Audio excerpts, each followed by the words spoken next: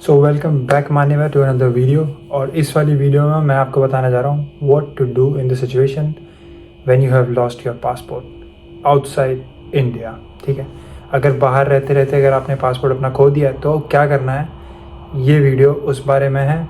और in general मतलब यही रूल्स लागू होते हैं हर जगह, बट ये स्पेसिफिकली पोलैंड का केस है। अगर पोलैंड में आप अपना पासपोर्ट खो जाते हो तो आपको क्या करना है।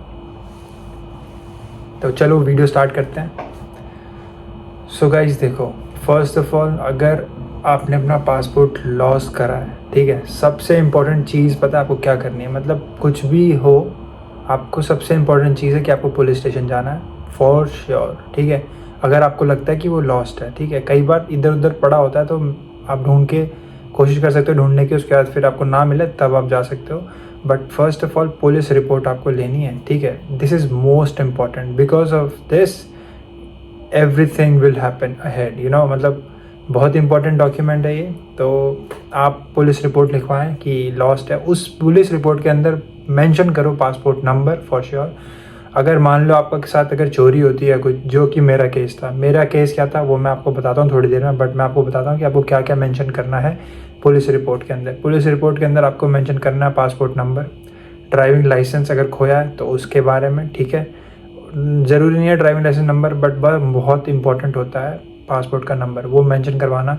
डेबिट कार्ड्स वगैरह खोया है तो वो लिखवाना। ठीक है, और अगर कुछ भी अगर खोया है तो आप लिखवा सकते हो। ठीक है, बट मेन क्या होता है, डॉक्यूमेंट्स मतलब दोबारा बनवाने होते हैं, तो इसीलिए हम लोग वो डॉक्यूमेंट्स का नाम मेंशन करवाते हैं उस रिपोर्ट में, ताकि जब हम वहाँ पे जाएं तो हम डॉक्यूमेंट्स, जैसे मान लो मेरा ड्राइविंग लाइसेंस भी गया तो मैं वहाँ पे जाऊँगा, रिपोर्ट दिखाऊँगा और बनवाऊँगा। अभी मैंने उसका प्रोसेस करा नहीं, क्योंकि मेरे को वो प्रोसेस, ड्राइविंग लाइसेंस मेरा डुप्लीकेट बनवा के मिलने से पहले मेरे को अपना आईडी चाहिए, और आईडी पासपोर्ट होता है। तो न्यू पासपोर्ट जब मेरा आएगा उसके बाद बाकी सारा प्रोसेस मैं करूँगा। बट डेबिट कार्ड्स वगैरह मैंने उसी टाइम फ़ोन से ब्लॉक कर दिया था। ठीक है, और वो सारी चीज़ें मेरी आ गई। ठीक है, 4-5 दिन के अंदर आ जाता है डेबिट कार्ड्स, उसका तो चलो कोई इशू नहीं है। बट मेरे को अपनी आईडीज़ हर जगह अपडेट करनी है। ठीक है, तो देखो, अगर आपके पास पुलिस रिपोर्ट है फिर आपको क्या करना है। पोलैंड में आप कहीं भी हो सकते हो, गडांस्क में हो सकते हो, आप ग्डांस्क में हो सकते हो, आप उसको ऐसे बोलते हैं यार, मेरे को समझ में नहीं आता कई बार गडांस्क की या कैसे सोपोत वगैरह, जहाँ भी लोग घूमने जाते हैं। खैर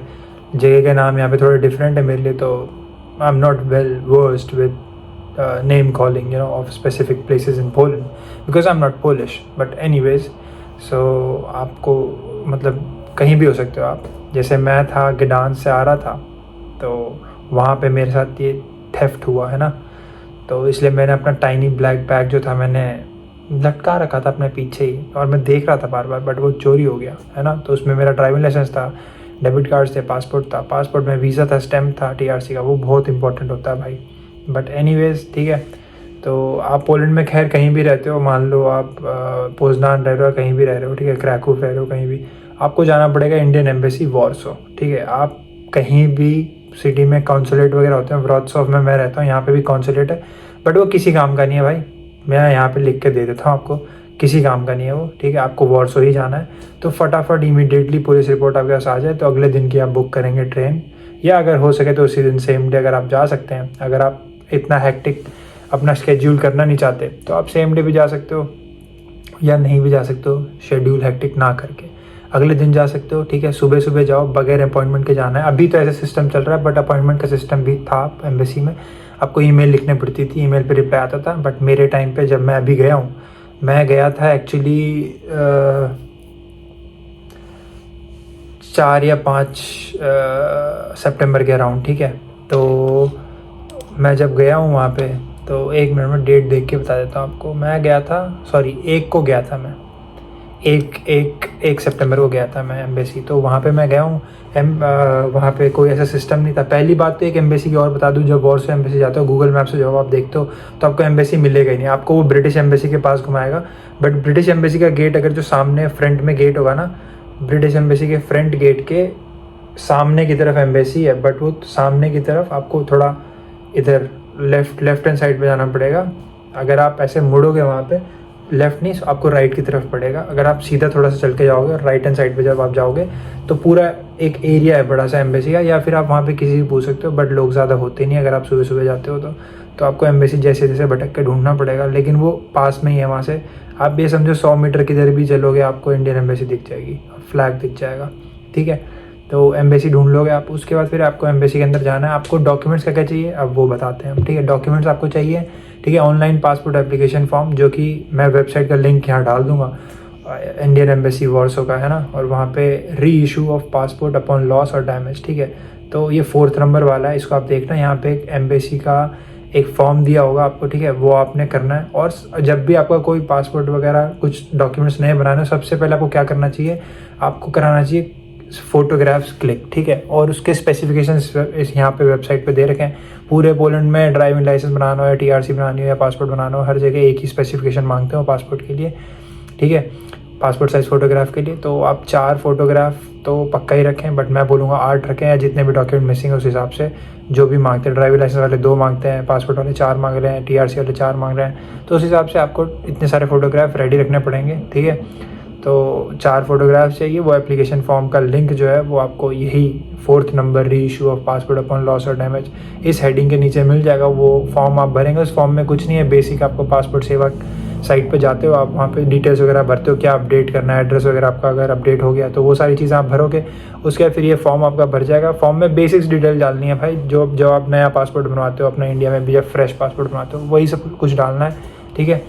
और उसके बाद फिर आपका पुलिस डिक्लेरेशन, ठीक है, वेयर एप्लीकेबल, मतलब जो which will be kept with the embassy, जो पुलिस डिक्लेरेशन है ना, जो रिपोर्ट है आपकी, वो बहुत इंपॉर्टेंट है। ओरिजिनल वो रख लेंगे, बट मेरा ओरिजिनल रखा नहीं था, बट ओरिजिनल आपको लेके जाना है, वो देख लेते हैं और आपका फोटोकॉपी ले लेते हैं, आपका सिग्नेचर ले लेते हैं उस पर, that's it. Self attested photocopies of the first and last pages of the lost and damage passport including Polish visa where applicable, ठीक है। तो भाई देखो, एंड जो भी है पासपोर्ट में वीज़ा, जो आपको शेंगन वीज़ा मिला था, या आपके पास TRC का स्टैम्प है उसका, है ना, और पासपोर्ट का फ्रंट एंड बैक, उन जो भी लॉस्ट पासपोर्ट था उसका स्कैन कॉपी तो आप रखोगे कम से कम, ठीक है। तो ये सारी चीज़ें आपने रखनी है, ठीक है। और इसके अलावा आपको photocopy of police resident permit, अगर TRC है आपके पास तो वो दिखाना है, अगर नहीं है तो कोई नहीं, वीज़ा दिखाओगे।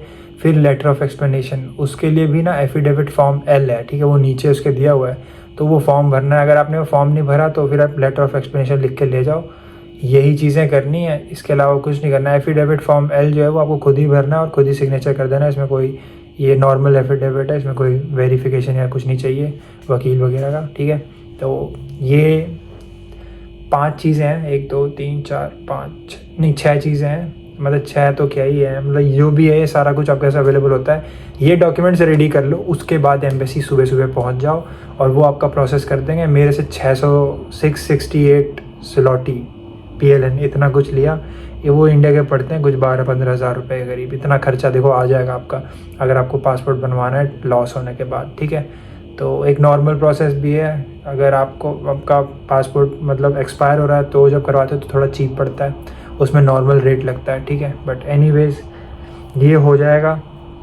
उसके बाद फिर आपको वेट करना है, ठीक है, पुलिस वेरिफिकेशन का। आपके घर पे जैसी पुलिस वेरिफिकेशन हो जाएगी, फिर उसके बाद मेरा भी पुलिस वेरिफिकेशन अभी हुआ है, ठीक है। 1 को सोचो गया था मैं, तो मेरा पुलिस वेरिफिकेशन अभी सैटरडे को हुआ है दिल्ली में, ठीक है। तो अब देखो जितना जल्दी पासपोर्ट आएगा मैंने आपको अपडेट कर दिया। मैं यहाँ कमेंट नीचे पिन कर दूंगा जब मेरा पासपोर्ट आ जाएगा, उस डेट का कमेंट डाल के, अगर मेरे को याद रहा तो मैं कमेंट कर दूंगा, नहीं तो इसकी एक अगली वीडियो आएगी, क्योंकि मेरे को अभी आपको ये भी दिखाना है कि देखो मेरे को TRC मिली कि नहीं मिली। जब मैंने पासपोर्ट लॉस कर दिया तो मेरे पे प्रूफ भी नहीं है स्टैम्प का ना वीज़ा का, तो भाई बहुत बड़ी दुविधा होती है ये, ठीक है। अगर फॉरेन कंट्री में आपका पासपोर्ट लॉस्ट हो जाए तो this is the like biggest problem. But चलो अब मैं आपको अपनी स्टोरी बताता हूँ जल्दी कि कैसे चोरी हुआ था। मैं आ रहा था फिनलैंड ट्रिप से, थैंकफुली फिनलैंड इतना प्यारा था, इतने अच्छे लोग थे, कुछ भी नहीं हुआ वहाँ पे ऐसा मेरे साथ, मतलब जो ख़राब हो सकता था अच्छा ही था सब कुछ। पोलैंड जैसी वापस आया तो सारी ख़राब चीज़ें होने लगी वापस, है ना, क्योंकि आप जहाँ रहते हो आपको पसंद नहीं आता वो देश या जो भी कह लो, मेरे को भी अब पसंद नहीं आता। बट एनीवेज मैं आपको बताता हूँ। और तो भाई देखो ट्रेन में मैं बैठा था विंडो वाली साइड के अपोजिट, मतलब कैबिन वाला था मेरा ट्रेन, क्योंकि नाइट ट्रेन था। सुबह के 4:30 बज रहे थे जब मेरे को रियलाइज़ हुआ कि मेरी नींद में थोड़ी सी झपक थी, और फिर उठा तो मेरा बैग गायब था, मेरे पीछे रखा हुआ था। जैसे मेरे पीछे यहाँ पे विंडो मतलब गेट है ना, दरवाज़ा, और इस साइड विंडो है, लेकिन 3 सीट थी यहाँ पे, तो इस वाली साइड में, विंडो वाली साइड में एक बंदा बैठा था, शायद उसने लिया है, मेरे को ऐसा शक हो रहा है, ठीक है। मेरे सामने एक औरत बैठी हुई थी, उसके साथ में एक बच्ची थी, उसके साथ बगल मेरे सामने में एक लड़का था, लेकिन वो शायद 14-15 या 16 ईयर्स ओल्ड होगा, है ना। तो पता नहीं अब किसने लिया उस कैबिन में, लेकिन ये फैमिली थी शायद या नहीं थी फैमिली मेरे हिसाब से।